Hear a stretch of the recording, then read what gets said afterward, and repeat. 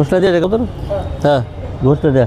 भारतीय दलित पॅन्थरचा भारतीय दलित पॅन्थरचा डॉक्टर बाबासाहेब आंबेडकरांचा डॉक्टर बाबासाहेब आंबेडकरांचा भारतीय संविधानाचा भारतीय संविधानाचा वोट हमारा राज तुम्हारा नहीं चलेगा नहीं चलेगा वोट हमारा राज तुम्हारा नहीं चलेगा नहीं चलेगा हम सब एक है लढेंगे जीतेंगे लढेंगे जीतेंगे भारतीय दलित पॅन्थरचा जय असो भारतीय दलित पॅन्थरचा जय असो. आज भारतीय दलित पॅन्थर तालुका शाखा अहमदपूरच्या वतीने उपविभागीय अधिकारी अहमदपूर यांच्या मार्फत महाराष्ट्राचे राज्यपाल यांना निवेदन सादर केलेलं आहे. महाराष्ट्र शासनाने 2024 विधानसभा विधेयक क्रमांक 33 हे आणलेलं आहे. या विधेयकामध्ये अशी तरतूद आहे की व्यक्ती आणि संघटना यांच्या विवक्षित आणि बेकायदेशीर वर्तनावर प्रतिबंध घालण्यासाठी हे विधेयक महाराष्ट्र शासनाने आणलेलं आहे.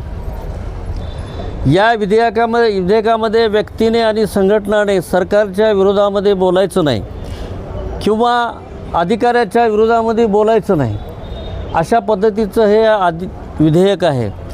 या विधेयकानं या ठिकाणी इथल्या व्यक्ती आणि संघटनाच्या अभिव्यक्ती स्वातंत्र्यावर हे सरकार गदा आणू पाहत आहे. या ठिकाणी महाराष्ट्रामध्ये एखादी व्यक्ती किंवा एखादी संघटनाचं वर्तन जर बेकायदेशीर असेल तर त्याच्या बाबतीत IPC भारतीय संविधानामध्ये विविध कलमाची तरतूद केलेली असताना याच्याही पलीकडे जाऊन मुंबई पोलीस अधिनियम याच्यामध्ये सुद्धा तरतूद आहे. अशा विविध कलमाच्या तरतुदी असताना हे महाराष्ट्र सरकार हे विधेयक का आणू पाहत आहे.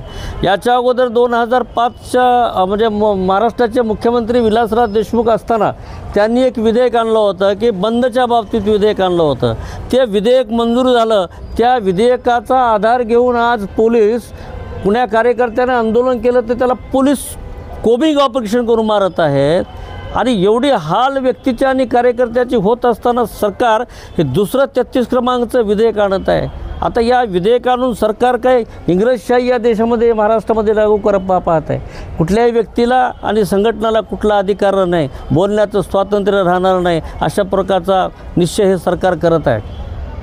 हे विधेयक जर पास झालं तर अगोदरच्या विधेयकावर जर पोलीस कोबिंग ऑपरेशन करून मारत असतील तर हे विधेयक पास झालं तर भविष्यात पोलीस गोळ्या घालतील काय अशी भीती समाजामध्ये आणि कार्यकर्त्यांमध्ये निर्माण झालेली आहे. म्हणून लोकशाहीनं दिलेला जो अधिकार आहे अभिव्यक्ती स्वातंत्र्याचा, तो अधिकार अबाधित राहायला पाहिजे. म्हणून या ठिकाणी भारतीय दलित पॅन्थरच्या वतीने आम्ही निषेध करतो आहे. माननीय राज्यपालांना आम्ही निवेदनामार्फत विनंती करत आहोत.